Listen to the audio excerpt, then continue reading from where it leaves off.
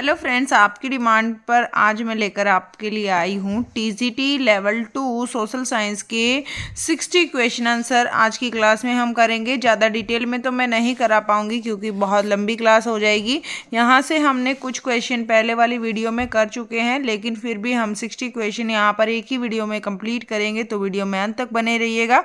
और मैं आपको बताना चाहूँगी कि जो एचटेट के प्रीवियस ईयर एग्ज़ाम्स क्वेश्चन है मैंने अलग से प्लेलिस्ट बना दी है। उसमें हमने आज तक के 10 ईयर जितने भी पेपर हो चुके हैं पहले, तो वो सारे हमारे कंप्लीट हो गए हैं। एसएसटी की अलग से प्लेलिस्ट बनाई है मैंने, उसमें आपके 10 साल पुराने पेपर ये सारे के सारे हो चुके हैं।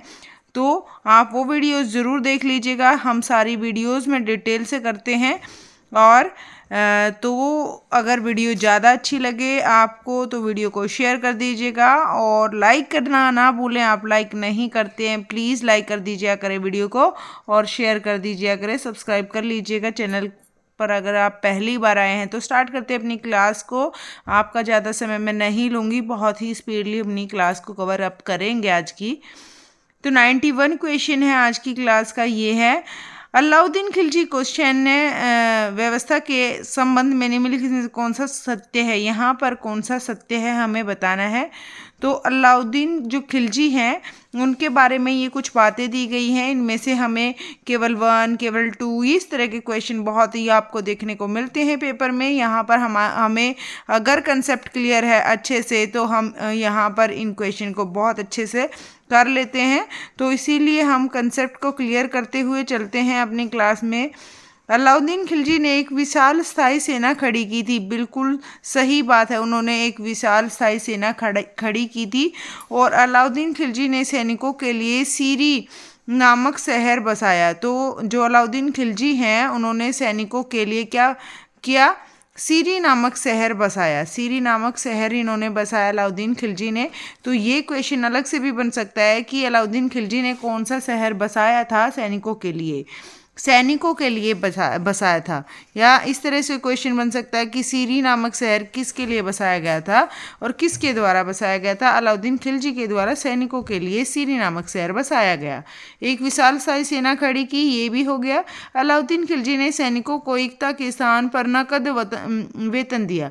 जो अलाउद्दीन खिलजी ने सैनिकों को एकता के स्थान पर क्या दिया, नकद वेतन दिया। एकता के स्थान पर नकद वेतन दिया, ये भी बिल्कुल सही बात है। तो तीनों यहाँ पर ऑप्शन हमारे सही हैं, तो डी इसका आंसर रहेगा। नेक्स्ट क्वेश्चन पर चलते हैं। नेक्स्ट क्वेश्चन क्या है अपना देख लेते हैं। दिव्यांगजन को समान अधिकार प्राप्त है और समाज में उनकी पूरी भागीदारी संभव बनाना सरकार का दायित्व है। तो यहाँ क्या ऑप्शन हमारा रहेगा, जो दिव्यांगजन जो होते हैं वो दिव्यांगजन से संबंधित यहाँ पर ऑप्शन दिए गए हैं। तो पहले तो आपको ये पता होना चाहिए ये क्या होता है। दिव्यांगजन होते हैं ऐसे लोग जिनको शारीरिक रूप से 40% से अधिक समस्या हो, जैसे सुनने की समस्या, दिखने की समस्या, मानसिक बीमार हो या किसी भी तरह की कोई भी समस्या जो शारीरिक रूप से वो ग्रसित हो, तो दिव्यांगजन में आ जाता है। तो इसका आंसर रहेगा दिव्यांगजन अधिकार अधिनियम 2016। इसके अंतर्गत जो दिव्यांगजन हैं उनको समान अधिकार प्राप्त है और समाज में उनकी पूरी भागीदारी संभव बनाना सरकार का दायित्व है। पूरी भागीदारी संभव बनाने का दायित्व है, ये दिव्यांगजन 2016 में निर्धारित किया गया।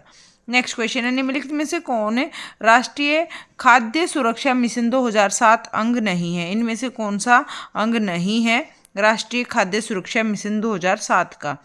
तो इसमें 2007 का जो मिशन था उसमें गेहूं मिशन था, दलहन मिशन था, चावल मिशन था, लेकिन तिलहन मिशन वहाँ पर नहीं था। डी इसका ऑप्शन रहेगा। तो आपको याद रखना है राष्ट्रीय खाद्य सुरक्षा मिशन कब हुआ था, 2007 के अंतर्गत। तो मेक इन इंडिया का संबंध है विनिर्माण क्षेत्र से, यानी अगर हम डिटेल में कहें तो मेक इन इंडिया के अंतर्गत जो है मुख्यतः निर्माण क्षेत्र पर केंद्रित, लेकिन उसका उद्देश्य क्या है, निर्माण क्षेत्र से केंद्रित है ये मेक इन इंडिया। लेकिन इसका उद्देश्य क्या है, उद्देश्य भी आपको पता होना चाहिए। इसका उद्देश्य है देश में, उद्देश्य क्या है इसका उद्देश्य, इसका उद्देश्य है देश में उद्यमशीलता, देश में क्या उद्यमशीलता, देश में उद्यमशीलता को बढ़ावा क्या देना, उद्यमशीलता को बढ़ावा देना, ठीक है, बढ़ावा देना इसका कार्य है। यानी अगर मैं इसको डिटेल में बताऊं तो इसका उद्देश्य क्या है, इसका उद्देश्य है कि जो निवेश के लिए अनुकूल माहौल बनाना, आधुनिक और कुशल बुनियादी संरचना और विदेशी निवेश के लिए नए क्षेत्रों को खोलना और सरकार तथा उद्योग के लिए एक साझेदारी का निर्माण करना। यानी जो सरकार है और नए क्षेत्र हैं उनके बीच में उद्योग के लिए एक साझेदारी का निर्माण करना और निवेश के द्वार खोलना इसका कार्य है। नेक्स्ट क्वेश्चन देखते हैं। नेक्स्ट क्वेश्चन क्या है हमारा, लक्षित सार्वजनिक वितरण प्रणाली का प्रारंभ कब हुआ था। तो लक्षित सार्वजनिक वितरण प्रणाली का जो प्रारंभ हुआ था ये हुआ था, तो इसका आंसर रहेगा जून 1997। और इसका उद्देश्य क्या था, ये जो लक्षित सार्वजनिक वितरण प्रणाली है यह क्या थी, इसका उद्देश्य मैं यहाँ पर डिटेल बता रही हूँ, इससे पहले वाली वीडियो में हमने डिटेल नहीं की थी फ्रेंड्स। तो उद्देश्य क्या था इसका, इसका उद्देश्य था इसके तहत जो गरीब लोग हैं, गरीबी रेखा से नीचे रहने वाले लोगों को खाद्यान्न उपलब्ध कराना इसका उद्देश्य था। जो गरीबी रेखा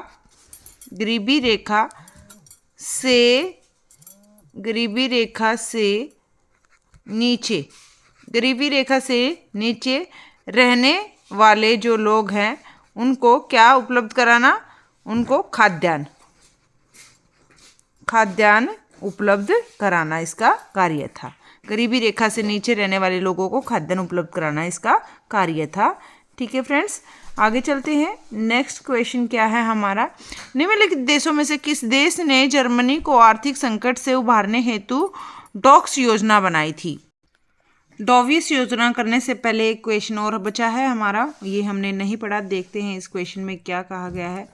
निम्नलिखित सूफी संतों में से कौन सी सूफी नक्शबंदी सिलसिले से नहीं जुड़े हैं। नक्शबंदी सिलसिले से यहाँ पर क्या नहीं जुड़ा है, सूफी संतों में से शाह वली उल्लाह यह भी सूफी नक्शबंदी से जुड़े हुए हैं, और ख्वाजा मीर दर्द ये भी सूफी नक्शबंदी सिलसिले से जुड़े हैं। ख्वाजा बकी बिल्लाह ये भी नक्शबंदी सिलसिले से जुड़े हुए हैं, लेकिन शेख सुरफुद्दीन यहाँ ये जो है नक्शबंदी से नहीं जुड़े हुए हैं। नेक्स्ट क्वेश्चन देखते हैं। निम्नलिखित देशों में से किस देश ने जर्मनी को आर्थिक संकट से उबारने हेतु डॉवियस योजना बनाई थी। डॉवियस योजना क्या थी, ये डॉवियस योजना बनाई थी किसने, अमेरिका ने, संयुक्त राज्य अमेरिका ने बनाई थी। और डॉवियस योजना थी क्या, जो ये जर्मनी है इसको आर्थिक संकट से उबारने हेतु इस योजना का निर्माण हुआ था। और जो ये योजना बनी थी ये प्रथम विश्व युद्ध, जो फर्स्ट वर्ल्ड वॉर हुआ था, प्रथम विश्व युद्ध, उसके विश्व युद्ध में जो नुकसान हुआ था उसकी भरपाई के लिए बनाई गई थी।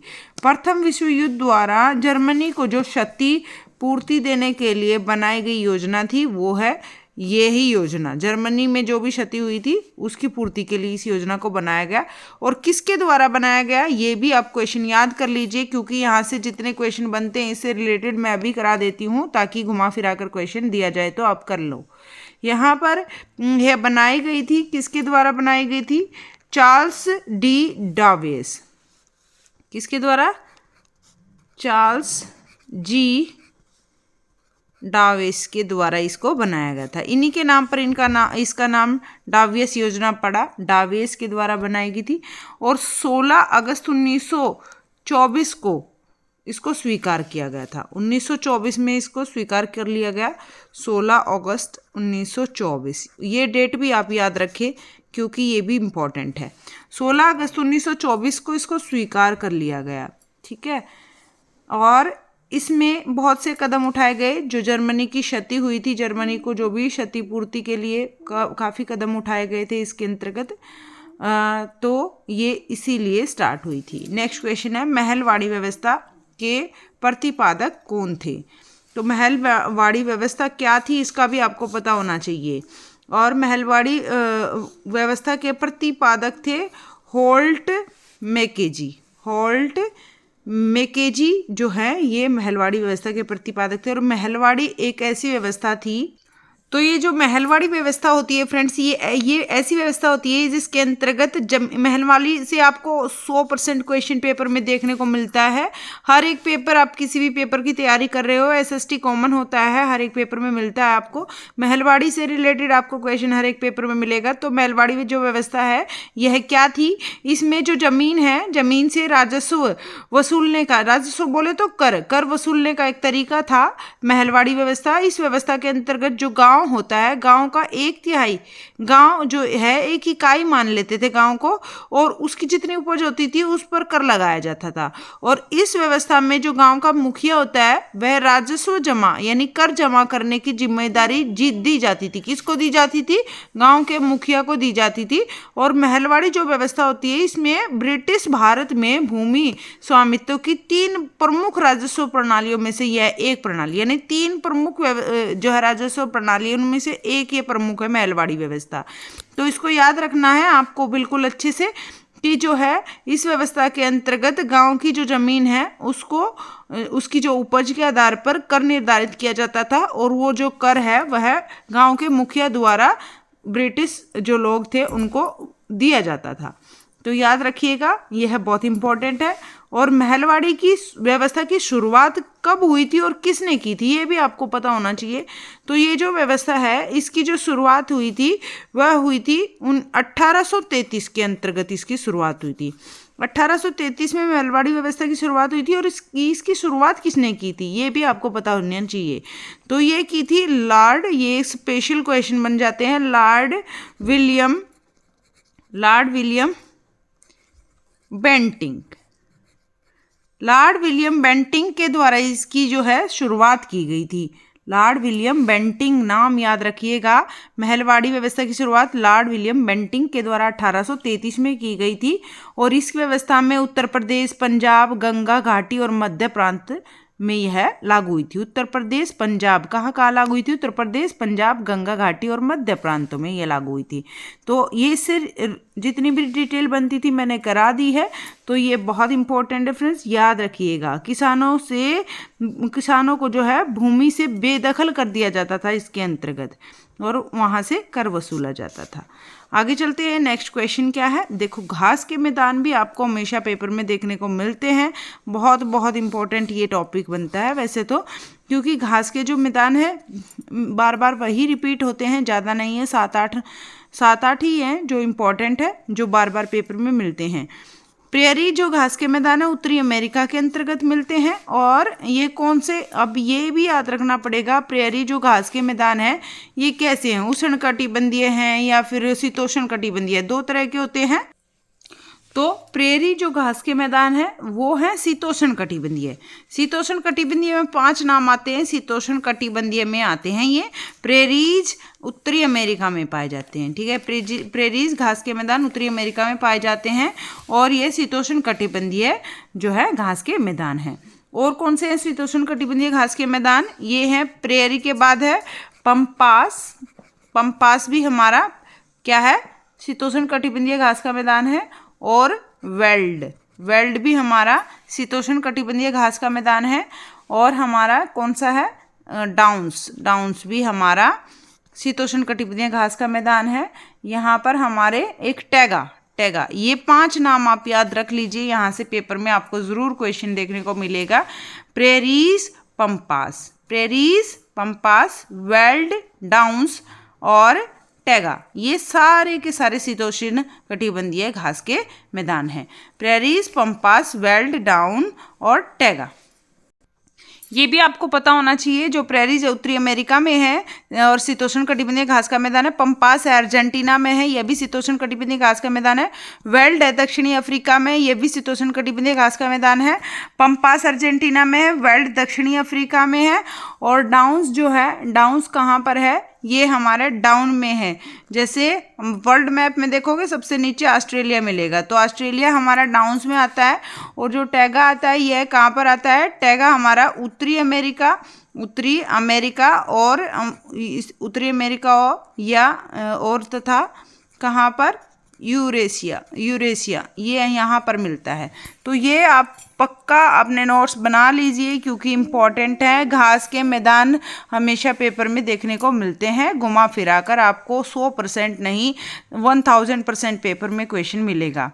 वेल्ड जो है, वेल्ड कहाँ से है, यहाँ पर वेल्ड जो है यह हमारा है शीतोष्ण कटिबंधीय घास का मैदान दक्षिणी अफ्रीका। वेल्ड दक्षिणी अफ्रीका से है और वेल्ड भी हमारा क्या है, शीतोष्ण कटिबंधीय घास का मैदान है। डाउन्स भी हमारा कहाँ पर है, डाउन्स हमारा यहाँ पर देखो, यहाँ सम्मेलन नहीं है, तो यहाँ ये डाउन्स जो ऑस्ट्रेलिया में है डाउन्स, तो दक्षिणी अमेरिका लिखा हुआ है, तो ये हमारा गलत है। तो यही हमारा आंसर है। स्टेपी क्या है, यहाँ यूरेशिया में है। स्टेपी कहाँ पर है, यूरेशिया के अंतर्गत आता है स्टेपी, याद रखिएगा। स्टेपी कहाँ पर है, ये है यूरेशिया में। ये क्वेश्चन है हमारे शीतोष्ण कटिबंधीय घास के मैदान आज की क्लास में हमने किए हैं, आप ये याद कर लीजिए। नेक्स्ट क्लास में उष्ण कटिबंधीय घास के मैदान कर लेंगे क्योंकि वो भी बहुत इंपॉर्टेंट है। तो आज की क्लास में आप शीतोष्ण कटिबंधीय घास के मैदान अच्छे से याद कर लीजिए। Prairies, pampas, weld, down, taiga कहाँ कहाँ है, ये नाम भी आप याद रखिएगा। नेक्स्ट क्वेश्चन है गुरु गोविंद सिंह, क्योंकि आज हमने 60 क्वेश्चन करने हैं आज की क्लास में, तो इसीलिए हम आज की क्लास में थोड़ा हिसाब से क्वेश्चन को करेंगे ताकि लंबी क्लास ना हो। गुरु गोविंद सिंह ने खालसा पंथ की स्थापना की थी, यहाँ पर की थी कब, 1699 में। खालसा पंथ की स्थापना क्यों हुई थी, यह हुई थी जो देश में अन्याय और जुल्म के खिलाफ जो है लड़ने के लिए खालसा पंथ की स्थापना हुई थी। अन्याय और जुल्म के खिलाफ लड़ने के लिए इसकी स्थापना हुई थी 1699 में। और गुरु गोविंद सिंह के द्वारा खालसा पंथ की स्थापना की गई, ये क्वेश्चन अलग से बन जाता है। और देश और धर्म की रक्षा के लिए जो है इस खालसा पंथ की स्थापना हुई थी, ये भी आप याद रखिएगा। जो सिख के गुरु हैं, सिख के गुरु गोविंद सिंह, ये 10वें गुरु गोविंद सिंह जो थे, जो है इन्होंने इस पंथ की स्थापना की थी। तो याद रखिएगा ये कौन से गुरु थे, 10वें, याद रखिएगा। नेक्स्ट करते हैं। और इस जो है इस खालसा पंथ की स्थापना की थी उस समय जो है बैसाखी का पर्व भी था। यस, आगे चलते हैं। नेक्स्ट क्वेश्चन, निम्नलिखित में से कौन सा उड़ीसा की लौह अयस्क उत्पादक क्षेत्र नहीं है। इनमें से कौन सा लौह अयस्क उत्पादक क्षेत्र नहीं है। कुद्रेमुख जो है यह लौह अयस्क उत्पादक क्षेत्र नहीं है। कुद्रेमुख जो है यह क्या है, एक जो है राष्ट्रीय उद्यान क्षेत्र है, तो यहाँ पर बहुत सारे वन्य जीव मिलते हैं, तो ये हमारा लौह अयस्क उत्पादक क्षेत्र नहीं है। जो है ये याद कर लीजिए, गुरु, महिसानी, बादाम पहाड़ और किरीबुरू। नेक्स्ट क्वेश्चन है चिनूक हवा बहती है।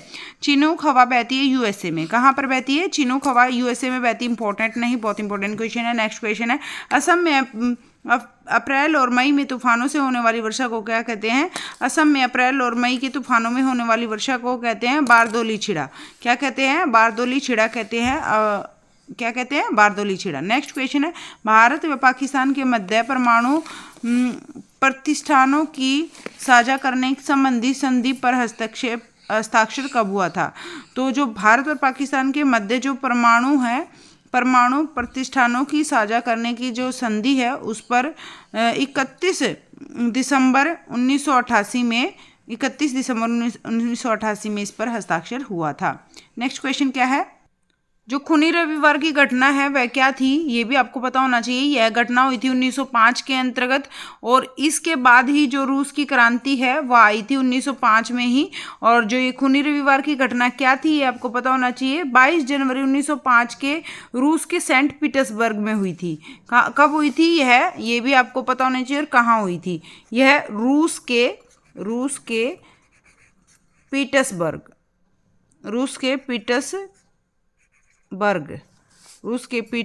में यह हुई थी।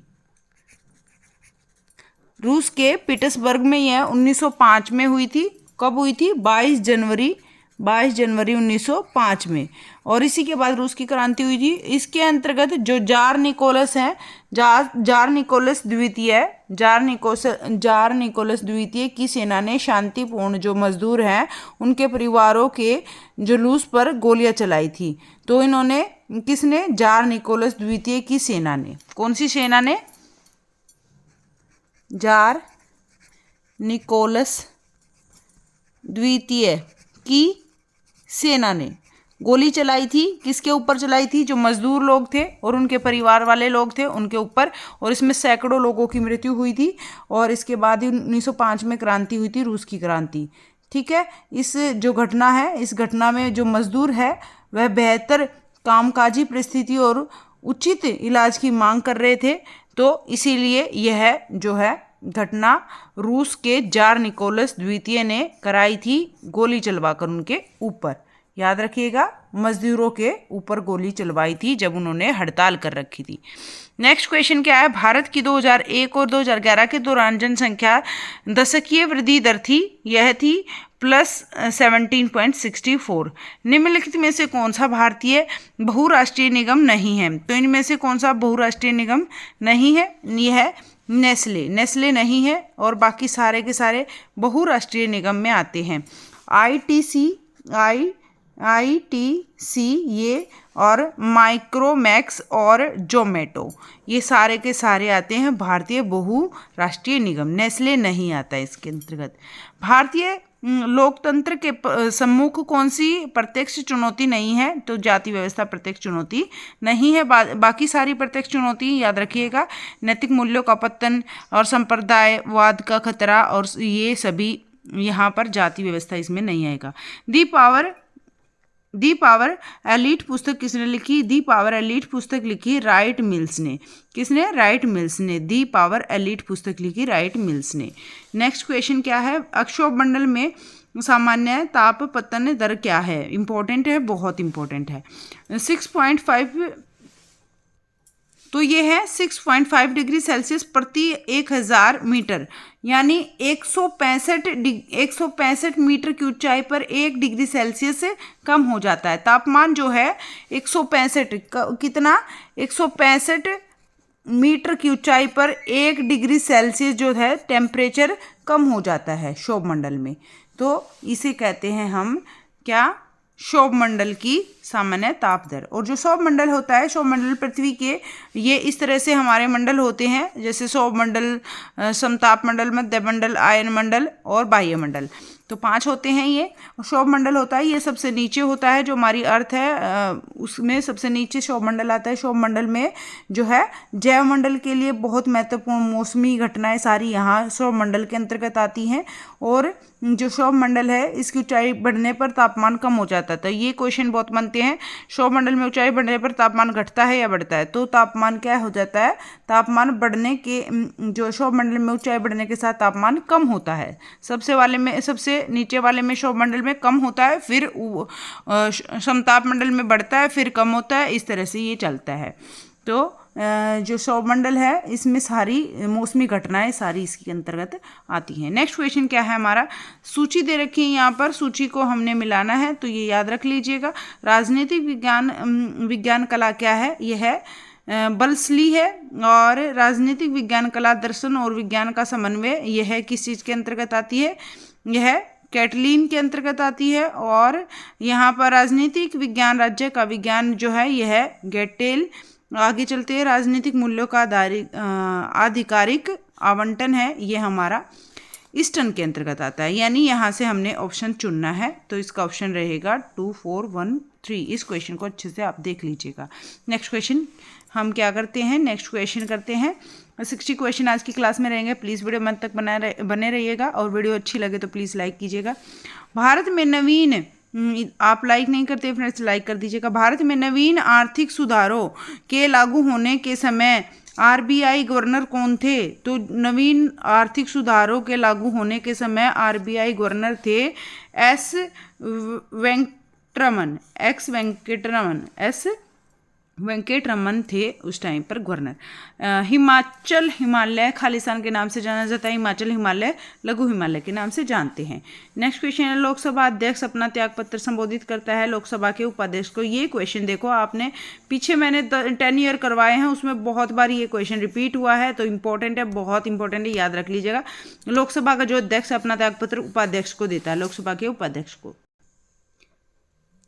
अल बेरूनी की किताब उल हिंद निम्नलिखित में से किस भाषा में लिखी गई है? तो अरबी भाषा में यह उल हिंद। ये भी बहुत बार पेपर आपने जितनी भी मेरी वीडियो देखी है, बहुत सारे पेपर मैंने कराए, उन सभी पेपरों में अल बेरूनी की जो किताब उल हिंद है इसके बारे में क्वेश्चन आया है। तो अरबी भाषा याद रखिए, किताब उल हिंद की ये जो किताब ब है ना, तो यहाँ से अरबी याद रख सकते हो आप। बेरूनी बी है, ये अरबी बी। आगे चलते हैं, नेक्स्ट क्वेश्चन क्या है। यहाँ तक हम 15 क्वेश्चन पहले भी कर चुके हैं, लेकिन वहाँ पर हमने कुछ क्वेश्चन की डिटेल नहीं की थी, डिटेल में हमने कर लिए हैं। तो नेक्स्ट क्वेश्चन देख लेते हैं। मिलेगी तो उपभोक्ता संरक्षण से संबंधित मानकीकरण चिन्ह कौन से हैं? यहाँ पर सुमेलन नहीं है, इनमें से कौन सा सुमेलन नहीं है? यहाँ से हम आगे स्पीडली करेंगे क्वेश्चन में, ज़्यादा टाइम आपका नहीं लूँगी। डी आंसर इसका रहेगा। वुल मार्क सूती एवं रेशमी वस्त्र, यहाँ पर ये सुमेलन नहीं आएगा। उपभोक्ता संरक्षण, संरक्षण मतलब बचाव, उपभोक्ता संरक्षण से मानकीकरण जो चिन्ह है। यह एग मार्ग खाद्यान्न उत्पाद में आता है, बिल्कुल। इको मार्क जो है यह घरेलू उत्पाद में आता है। हॉलमार्क यह मूल्यवान धातुओं पर आता है। हॉलमार्क मूल्यवान जैसे सोना वगैरह होता है उस पर आता है। इको मार्क जो है यह घरेलू जो उत्पादक होते हैं उनके अंतर्गत आता है। उपभोक्ता जो होते हैं घरेलू उपभोक्ता उत्पाद के अंतर्गत आता है। और एग मार्क है ये खाद्य उत्पाद पर आता है। नेक्स्ट क्वेश्चन है हमारा क्या, वूल मार्क जो है ये है सूती रेशमी वस्त्रों पर कोई मार्क नहीं होता है, तो ये है। नेक्स्ट, अधोलिखित कथनों में से सत्य कथन कौन सा है? यहाँ पर कौन सा सत्य कथन है ये आपको बताना है। तो इसका आंसर क्या रहेगा? इसका आंसर रहेगा ब्रिटिश। यहाँ इसका आंसर ही बता देती हूँ सीधा मैं, केवल 1, क्योंकि यहाँ टाइम आपका सेव करूँगी मैं, क्योंकि 60 क्वेश्चन करने हैं, बहुत स्पीड से करेंगे। तो यहाँ पर ब्रिटिश काल में डाइट्रीज ब्रेंडिस देश के पहले वन महानिरीक्षक बने। तो ब्रिटिश काल में कौन? डाइट्रीज ब्रेंडिस देश के पहले वन महानिरीक्षक कौन बने? ये भी आप नाम याद रखिएगा, इस तरह क्वेश्चन बन सकता है। आगे चलते हैं, केवल 1 आएगा इसका। नेक्स्ट क्वेश्चन है हमारा, अर्थशास्त्र की दुर्बलता केंद्रित परिभाषा किसने दी थी? तो किसने दी थी? अर्थशास्त्र की दुर्बलता केंद्रित परिभाषा किसने दी थी? तो इसका आंसर रहेगा रॉबिन्सन ने दी थी। याद रखिएगा किसने दी थी? अर्थशास्त्र की दुर्बलता केंद्रित परिभाषा दी थी रॉबिन्सन ने। निम्नलिखित में से किस प्रकार मैक्स वेबर के वैधता विचार का यहाँ नहीं है? तो यहाँ पर मैक्स वेबर के वैधता विचार का यहाँ पर नहीं आएगा, तो इसका आंसर रहेगा हमारा शक्ति वैधता नहीं आएगा, लेकिन कानूनी वैधता आएगा, परंपरागत वैधता आएगा और करिश्माई वैधता इसके अंतर्गत आएगा। याद रखिएगा, मैक्स वेबर की वैधता के अंतर्गत ये चीज़ें आती हैं, ये नहीं, शक्ति वैधता इसके अंतर्गत नहीं आती है। वैश्वीकरण के बारे में कौन सा कथन सही है? वैश्वीकरण के बारे में कौन सा कथन सही है? यहाँ पर आंसर रहेगा वैश्वीकरण एक बहुआयामी परिघटना है। कैसी परिघटना है? ये बहुआयामी परिघटना है, आर्थिक परिघटना नहीं है। शुरुआत इसकी 1991 में नहीं हुई। तो वैश्वीकरण की जो शुरुआत हुई थी 1800 में हुई थी, यानी कह सकते हैं 1870 से 1914 के बीच इसकी जो है शुरुआत हुई थी। तो इसीलिए ये भी नहीं होएगा। पश्चिमीकरण समानता ये इसके अंतर्गत नहीं आएगा। और 16वीं शताब्दी के अंत से पहले जो है इसकी शुरुआत हुई थी, तो ये इसके बारे में हुआ डिटेल। नेक्स्ट क्वेश्चन देखते हैं। बहुआयामी परिघटना है, यहाँ पर पार्थिव ग्रह नहीं है, यहाँ पर शुक्र मंगल बुध बृहस्पति, इनमें से पार्थिव ग्रह, पार्थिव मतलब जो पृथ्वी से रिलेटेड नज़दीकी ग्रह हैं उनमें से बृहस्पति नहीं आएगा यहाँ पर। तो इसका आंसर रहेगा सी, बृहस्पति। मैंने आपको ये क्वेश्चन कराए थे बिल्कुल डिटेल में। जो हमारे ग्रह होते हैं वह 8 होते हैं, बुध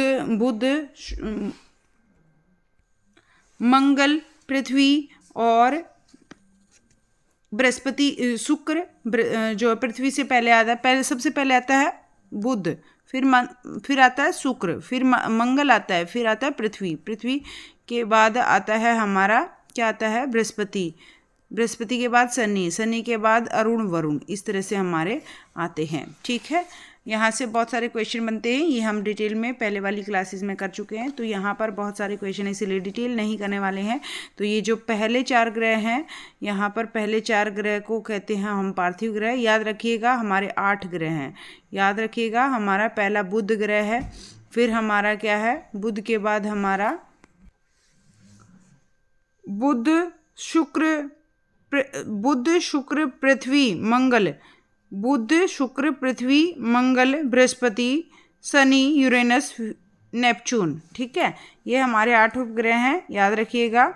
तो बुध शुक्र पृथ्वी मंगल ये हमारे चट्टानी ग्रह बोलते हैं, और लास्ट वाले जो ग्रह होते हैं वो गैसीय ग्रह, इनको कहते हैं बृहस्पति शनि यूरेनस नेपच्यून, ये हमारे गैसीय ग्रह कहलाते हैं।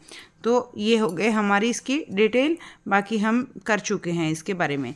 निम्नलिखित में से कौन सा भूकंपों की उत्पत्ति का कारण नहीं है, इनमें से कौन सा भूकंप की उत्पत्ति का कारण नहीं है? तो इसका आंसर सीधा सा आपको नजर आ रहा है, समुद्री जो धाराएं हैं ये है जो है हमारा भूकंप की उत्पत्ति का कारण नहीं है। ज्वालामुखी के कारण भी भूकंप आते हैं, भ्रंश क्रिया के कारण, भ्रंश मतलब टूटने के कारण भी जो है पृथ्वी में कोई भी जो है दुर्घटना होती है, चट्टानें टूट जाती हैं तो उसकी वजह से भूकंप आते हैं।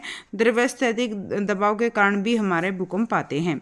आगे चलते हैं, लोकसभा के तीसरे स्पीकर या लोकसभा अध्यक्ष कौन थे? तीसरे स्पीकर लोकसभा अध्यक्ष कौन थे? यहाँ पर आंसर रहेगा सरदार हुकुम सिंह जो है लोकसभा के तीसरे स्पीकर लोकसभा अध्यक्ष थे। अध्यक्ष बिल्कुल यहाँ से डिटेल में कर लेना आप, क्योंकि यहाँ से क्वेश्चन बनते हैं। कौन कौन से पहले थे, कौन से दूसरे थे? नेक्स्ट, क्षेत्रफल के अनुसार निम्नलिखित में से महासागरों का सही घटनाक्रम कौन सा है? क्षेत्रफल की दृष्टि से सही घटनाक्रम किसका? महासागरों का। तो महासागरों का देखते हैं, तो इसका आंसर रहेगा हमारा जो है प्रशांत आएगा। सबसे बड़ा जो है महासागर है प्रशांत है, उसके बाद अटलांटिक महासागर आता है, फिर हिंद महासागर आता है, फिर आर्कटिक। याद रखिएगा प्रशांत महासागर, अटलांटिक और हिंद और आर्कटिक, ये हमारे सीरीज होती है। नेक्स्ट है हमारा भारतीय संविधान के कौन से अनुच्छेद में पंचायत की संरचना वर्णित है? तो पंचायत की संरचना वर्णित है किसमें? अनुच्छेद 243 ग में। तो 243 ग में जो है पंचायत की संरचना वर्णित है। आर्थिक विकास की अवधारणा के मापन में सुधार का क्रम क्या है? तो सुधार का क्रम क्या है? 126 का आंसर क्या रहेगा? इसका आंसर रहेगा आय। जो आर्थिक विकास है उसकी जो अवधारणा है उसको मापन में सुधार का क्रम क्या है? आय। ये भी बहुत बार रिपीट हो चुका है पहले वाले पेपर्स में। तो यहाँ पर आय के अलावा और देखो यहाँ अगर केवल एक ही इस तरह ऑप्शन मिलते तो आ जाता, लेकिन यहाँ पर हमने देखना है और भी ऑप्शंस, इस तरह से हमारे ऑप्शन आप पेपर में मिलेंगे। तो इसका आंसर क्या रहेगा? आय भी आएगा, प्रति व्यक्ति आय भी आएगा, जीवन का भौतिक गुणवत्ता सूचकांक भी आएगा, और एच डी आई भी इसके अंतर्गत आएगा। तो यहाँ पर चारों आएंगे, हमारा ऑप्शन रहेगा ए बी सी सारे के सारे। आर्थिक विकास की अवधारणा के मापन में सुधार का क्रम, तो ये बहुत इंपॉर्टेंट है क्योंकि चारों पॉइंट आपको याद रखने पड़ेंगे। आय, प्रति व्यक्ति आय, जीवन का भौतिक गुणवत्ता सूचकांक और HDI। नेक्स्ट क्वेश्चन क्या है? इस तरह के क्वेश्चन आपको देखो हर बार पेपर में मिलते हैं। ये टाइम कंज्यूमिंग क्वेश्चन है, लेकिन हमें अगर कंसेप्ट क्लियर है तो ईजिली हम इनको भी कर लेंगे। सेम यहाँ पर समिति दे रखे हैं, वर्ष दे रखे हैं। तो इसका आंसर क्या रहेगा? इसका आंसर हमारा रहेगा क्या रहेगा? अशोक मेहता समिति 1978 में। अशोक मेहता समिति जो थी वह 1978 के अंतर्गत आएगी, और LM सिंघवी समिति यह आएगी हमारी 1986 में, और जॉन मथाई समिति यह आएगी हमारी 1953 और 54 में, और नेक्स्ट है संथानम समिति 1963 के अंतर्गत। तो इसका ऑप्शन रहेगा हमारा सी। क्या रहेगा? सी। ये बहुत इंपॉर्टेंट समितियां हैं, याद रख लीजिए। अशोक मेहता समिति 1978 में, और LM सिंघई समिति 1986 में, जॉन मथाई समिति 1953-54 में, और संथानम समिति 1963 में। नेक्स्ट क्वेश्चन है, पंचायतों की वित्तीय स्थिति के पुनर्वलोकन के लिए वित्त आयोग का गठन कौन करता है? तो कौन करता है वित्त आयोग का गठन? यहाँ पर आंसर रहेगा हमारा राज्यपाल। राज्यपाल जो है पंचायत की वित्तीय स्थिति के पुनर्वलोकन के लिए वित्त आयोग का गठन करता है राज्यपाल। यह इंपॉर्टेंट क्वेश्चन है, ये भी सारे इंपॉर्टेंट क्वेश्चन है फ्रेंड्स। बिल्कुल यहाँ पर हमारे जो है वीडियोस कवर हो चुकी हैं, 10 ईयर हम कर चुके हैं, यानी आज से जितने भी आज तक स्टेट में पेपर आ चुके हैं सारे के सारे हम कर चुके हैं। तो आप वीडियो ज़रूर जाके देख लीजिएगा, प्लेलिस्ट अलग से बना दी है मैंने एसएसटी के लिए, तो सारे क्वेश्चन आपको वहाँ मिलेंगे।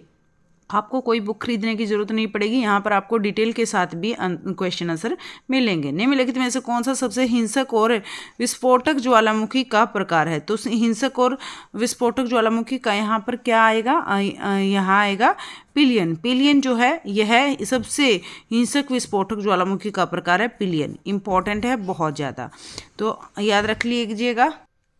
तो पिलियन जो है यह जो है खतरनाक ज्वालामुखी विस्फोट होता है इसके अंतर्गत। यह 1902 में कब हुआ था? 1902 में यह इस तरह का ज्वालामुखी फूटा था। 1902 के अंतर्गत कैरेबियन सागर के मार्टिनिक द्वीप, कौन से द्वीप? मार्टिनिक द्वीप में, कैरेबियन सागर में मार्टिन द्वीप में यह विस्फोट हुआ था, जब से इसका नाम पिलियन विस्फोट रख दिया गया था। उसके बाद जो दूसरा ज्वालामुखी जो खतरनाक होता है वह क्या होता है? काल्डेरा ज्वालामुखी। यह बहुत खतरनाक ज्वालामुखी होता है। तो और तीसरा है संयुक्त ज्वालामुखी, यह भी इसके अंतर्गत आते हैं। तो आगे चलते हैं, नेक्स्ट क्वेश्चन क्या है? निम्नलिखित में से कौन सा भारतीय रिजर्व बैंक का कार्य नहीं है? यहाँ पर 130 का आंसर हमारा रहेगा साख का सृजन करना, यह भारतीय रिजर्व बैंक का कार्य नहीं है। और मौद्रिक नीति यह आरबीआई का काम है। साख का नियंत्रण करना भी आरबीआई का काम है, लेकिन सृजन करना नहीं है, याद रखिएगा। करेंसी नोटों का निर्गमन भी इसका कार्य है। नेक्स्ट, राज्यपाल की उपलब्धियों, भत्तों और विशेषाधिकारों का निर्धारण कौन करता है? कौन करता है राज्यपाल की इन चीज़ों का निर्धारण?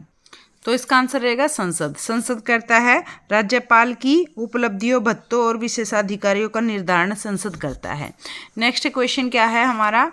निम्नलिखित शासकों में से कौन सा निशुंभ सुदिनी देवी मंदिर का निर्माता है? तो निशुंभ सुदिनी देवी मंदिर का निर्माता यहाँ पर कौन है? तो इसका आंसर है हमारा ए। कौन सा है हमारा इसका आंसर? ए विजयालय चोल जो है यह निशुंभ सुदिनी देवी मंदिर का निर्माता है। विजयालय इंपॉर्टेंट है बहुत ज़्यादा। नेक्स्ट क्वेश्चन है, चोल काल में वेटी था। चोल काल में जो ये वेटी थे ये क्या थे? तो ये थे एक प्रकार का कर ये थे। चोल काल में जो वेटी थे यह एक प्रकार का कर था। वेटी एक प्रकार का कर था, टैक्स था। आगे चलते हैं, कौन से काल में था वेटी कर? ये भी आ सकता है, तो चोल काल में था। इस तरह से क्वेश्चन को घुमा सकते हैं। नेक्स्ट क्वेश्चन है हमारा 134 क्या है हमारा क्वेश्चन? असंगत बताना है, यानी जो इसके अंतर्गत नहीं आता है। SDFC से अभिप्राय हंगर डेवलपमेंट इंडेक्स है, जिसे रैंक के रूप में प्रस्तुत किया जाता है। नहीं, ये इसका आंसर नहीं रहेगा। HDI से अभिप्राय ये नहीं है। तो HDI होती है ह्यूमन डेवलपमेंट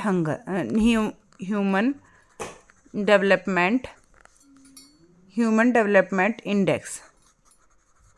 तो यहाँ हंगर नहीं आएगा, ह्यूमन आएगा, तो इसीलिए ये इसके अंतर्गत असंगत है। तो आगे जो संगत है वो भी देख लेते हैं। यह क्रय शक्ति क्षमता पद्धति का उपयोग करता है। बिल्कुल ठीक है, क्रय शक्ति क्षमता पद्धति का उपयोग करता है। जन्म के समय जीवन प्रत्याशा, जन्म के समय किसी व्यक्ति के जीवन की अपेक्षित औसत लंबाई को दर्शाता है। बिल्कुल ठीक है। और HDI में आय, स्वास्थ्य, शिक्षा को शामिल किया जाता है। ये सारी चीज़ें इसके अंतर्गत आती हैं, आय, स्वास्थ्य और शिक्षा। नेक्स्ट क्वेश्चन क्या है? मियांडर किस कारक के अपवर्तन से निर्मित होता है? तो मियांडर जो है यह नदी के अपवर्तन से निर्मित होता है। किसके द्वारा होता है? इसका आंसर रहेगा नदी के द्वारा। ठीक है फ्रेंड्स, नेक्स्ट करते हैं मियांडर नदी के द्वारा। ये आकृतियाँ भी बहुत पूछी जाती हैं। कौन सा किस चीज़ से बनता है, जैसे बर्फ़ के द्वारा कौन सा होता है, नदियों के द्वारा, हवा के द्वारा, ऐसे बहुत क्वेश्चन बनते हैं। ये क्वेश्चन जो है एक दिन एक क्लास में सारे क्लियर कर लेंगे, तो वहाँ पर हम केवल इनसे ही आकृतियों से संबंधित क्वेश्चन करेंगे। निम्नलिखित में से कौन सा सुमेलित नहीं है, सुमेलित नहीं है, इनमें से कौन सा सुमेलित नहीं है। 136 का आंसर क्या रहेगा, इसका आंसर रहेगा सी। यहाँ पर ये सुमेलित में नहीं आता है। महादंड नायक यह मुख्य न्यायाधिकारी होता है, बिल्कुल। नगर सृष्टि मुख्य बैंकर व्यापारी होता है, और सार्थवाह व्यापारियों के काफिले का नेता होता है, लेकिन ऊपरी मुख्य शिल्पकार नहीं होता है। ऊपरी जो होते हैं प्राचीन काल में बड़े अधिकारी या राज्यपाल होते हैं। प्राचीन काल में बड़े अधिकारी या राज्यपाल, ठीक है, ये होते हैं। नेक्स्ट क्वेश्चन क्या है हमारा, किस अर्थशास्त्री ने भारत में सर्वप्रथम गरीबी का अध्ययन किया और 1956 से 1968 के मध्य ग्रामीण निर्धनों के प्रतिशत में कमी होने का संकेत दिया। तो किसने दिया, यहाँ पर आंसर रहेगा 137 का बी एस मिन्हास ने यह दिया। अलाउद्दीन खिलजी की विजयों का सही क्रम यहाँ पर हमें लिखना है। तो 138 का आंसर रहेगा हमारा, सबसे पहले गुजरात की विजय हुई थी, ए आंसर इसका रहेगा। सबसे पहले गुजरात की विजय हुई थी, फिर यहाँ पर हुई थी 138 का आंसर रहेगा ए। पहले गुजरात की विजय, फिर रणथंभौर की विजय हुई थी, फिर हमारे चित्तौड़ की विजय हुई थी, फिर यहाँ देवीगीर का द्वितीय अभियान हुआ था। तो ये सीरीज में आप याद कर लीजिएगा, गुजरात की विजय, फिर रणथंभौर की विजय, फिर चित्तौड़गढ़ की, फिर यहाँ पर देवगिरी की। प्लीज़ वीडियो में अंत तक बने रहिएगा। बहुत ही स्पीडली हम क्वेश्चन कर रहे हैं, ज़्यादा क्वेश्चन हमारे नहीं बचे हैं। आगे देखते हैं, निम्नलिखित में से कौन सा पर्वत यूरोप में अवस्थित नहीं है। कौन सा पर्वत यूरोप में अवस्थित नहीं है, तो इसका आंसर रहेगा एटलस है। ये यूरोप में नहीं है। जो यूरोप में है वो याद कर लीजिए सारे के सारे। यह है ब्लैक फॉरेस्ट और आल्प्स और एपेनाइन, ये सारे के सारे यूरोप में है। ये नाम इम्पोर्टेंट है, याद कर लीजिए, क्योंकि यूरोप में ज़्यादा पर्वत नहीं है। ब्लैक फॉरेस्ट, आल्प्स और एपेनाइन। नेक्स्ट क्वेश्चन क्या है, जो है यह है हमारा, सूची 1 और सूची 2 का मिलान करें। नीचे दिए गए कूट यहाँ पर दिए गए हैं, पुरास्थल दिए गए हैं, उत्खननकर्ता यहाँ पर दिए गए हैं। तो 140 का क्या आंसर रहेगा, 140 का आंसर हमारा बी रहेगा फ्रेंड्स। यहाँ पर बी आंसर कैसे रहेगा, यहाँ सतकागेन डोर जो है यह आएगा थर्ड, इसका ओरेल स्टाइन, और नेक्स्ट का हमारा रहेगा फोर्थ, नेक्स्ट का हमारा रहेगा फर्स्ट, और नेक्स्ट का हमारा रहेगा सेकंड। ये आप याद कर लीजिए फ्रेंड्स, पढ़ लीजिएगा, क्योंकि यहाँ पर बैटरी जाने वाली है और आपके 60 क्वेश्चन मुझे कंप्लीट कराने हैं, तो बहुत स्पीडली कर रहे हैं। भारत के सकल घरेलू उत्पाद में विभिन्न क्षेत्रों के योगदान का क्रम यहाँ पर क्या है, तो 141 का क्या आंसर रहेगा, इसका आंसर रहेगा ए, तृतीयक, फिर द्वितीयक, फिर प्रथम। यहाँ पर ये इसका सकल घरेलू उत्पाद का योगदान रहेगा क्रम। सतत विकास मतलब तेजी से विकास, कृषि का विकास, यहाँ पर क्या आंसर रहेगा, इसका आंसर रहेगा पर्यावरण संरक्षण के साथ आर्थिक विकास, यानी जो है पर्यावरण की सुरक्षा के साथ साथ आर्थिक का विकास, ये सतत विकास होता है। नेक्स्ट है संरक्षण मतलब बचाओ। भारतीय संविधान के कौन से भाग में संघ और राज्य के प्रशासनिक संबंध वर्णित है, तो यहाँ पर आंसर रहेगा हमारा 143 का डी। सभी विकल्प इसके अंतर्गत आएंगे। भाग 19, भाग 11 अध्ययन देख लीजिएगा आपने। निम्नलिखित पुरास्थलों में से किस स्थल से ग्रतावास के साक्ष्य प्राप्त हुए, तो कौन से ग्रतावास मतलब गड्ढे में रहने वाले आवास जो है कहाँ से मिले हैं, यहाँ ये मिले हैं बुर्ज होम से। इंपॉर्टेंट क्वेश्चन बनता है। नेक्स्ट क्वेश्चन है, अशोक के निम्नलिखित अभिलेखों में से किसका नाम अशोक उल्लेखित किया गया, यहाँ पर आएगा बी आंसर, नेतुर शिलालेख का अशोक उल्लेखित किया गया यहाँ पर नाम। भारत का उपराष्ट्रपति निर्वाचित किया जाता है, किसके द्वारा निर्वाचित किया जाता है, ये संसद के सदस्यों के द्वारा उपराष्ट्रपति निर्वाचित किया जाता है। लास्ट 2 क्वेश्चन हमारी क्लास के ये हैं। जनगणना 2011 के अनुसार भारत में महिला साक्षरता में सर्वाधिक पिछड़ा राज्य कौन सा है। सबसे पिछड़ा राज्य क्या है, इसका आंसर रहेगा हमारा बी। क्या? बिहार जो है सबसे पिछड़ा राज्य है महिला साक्षरता के अंतर्गत। यहाँ पर नेक्स्ट है निम्नलिखित में कौन सा सुमेलन नहीं है? इनमें से सुमेलन कौन सा नहीं है? इसका आंसर रहेगा प्रधान मध्याह्न रेखा। ठीक है, यह 90 डिग्री पूर्वी देशांतर इसके अंतर्गत नहीं आता। कर्क रेखा 23.5, मकर रेखा 23.5, इस तरह से हमारा पृथ्वी में 0 डिग्री यहाँ इक्वेटर होता है यानी भूमध्य रेखा होती है, फिर आती है कर्क रेखा, मकर रेखा, इस तरह से होती हैं। तो ये दिया हुआ है। ठीक है फ्रेंड्स, तो ये इसका आंसर रहेगा। जो प्रधान मध्याह्न रेखा होती है वह 0 डिग्री देशांतर होती है, 0 डिग्री देशांतर पर होती है, तो इसलिए ये वाला हमारा इसके अंतर्गत नहीं होता है। Thank you so much friends. ये हुए आपके 60 क्वेश्चन एक ही क्लास में, और यहाँ पर मैंने कोशिश की है कि आपको डिटेल भी मैंने कराई है क्वेश्चंस की। बाकी मेरा मोटिव नहीं था आज की क्लास में डिटेल